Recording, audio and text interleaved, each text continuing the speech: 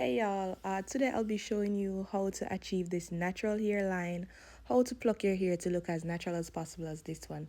So first things first, you want to get a hair tweezer. Yes, a hair tweezer, not an eyelash tweezer, those are too sharps. You want to make sure you have a real hair tweezer. And you want to start off behind the hair, not in front. I start behind.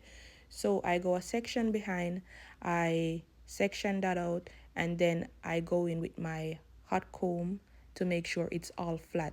And for this step, you don't want to use any product on the hair because whatever product you put on the hair, it's going to stay on the hair. And when you're installing the hair, it's going to be too much product.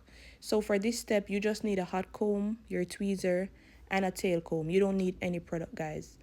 And I start off by moving my tweezer in a horizontal line. Like, I'm not staying in one spot for too long. Notice, like, one spot, like, boom, boom. That's it. You don't want to stay in one spot for too long because you're going to end up with a bald spot. And you don't want that. That's too hard to fix. And I'm just doing the same thing in the next row. I'm parting it straight down, hot combing it straight back, and then I go in and do the same step. So again, you don't want to use any product, guys.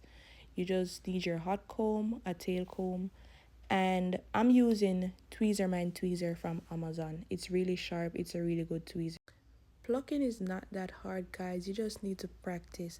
And another thing, I don't pluck my hair when it's wet because I had to learn the hard way. Well, it's easier for some people, but for me, I prefer to pluck my hair when it's fully dried because when you're plucking the wet hair, you have to really know what you're doing because you can grab one spot and everything just ripped all the way out. When the hair is dry and you're using your hot comb to push all that hair back, it's much more easier for you to see what you're doing.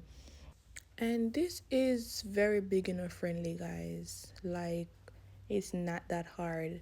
You just need to, if you're just learning how to pluck, you just need to get the right tweezer and don't do it while your hair is wet. And don't use any wax stick because that's too oily for this step. So at the front, I'm just pushing all the hair back. And this is where, if you're doing baby hairs, you would part out your baby hairs to the front and you would pluck behind those baby hairs. But I'm doing a different style on this client. So I'm just going in with the sharp side of my tweezer and I'm just taking, like, going an inch and just plucking all that hair behind. And I just did this step once because this is the front of the hair. You have to be really careful because any hair that is moved from the front, you can't get that back, and you don't want to end up with a bald spot at the front of your wig. And when you pluck your hair like this, your client can install it as much time as needed because it's enough hair that's still in the wig. It's not over plucked and it's not over bleached.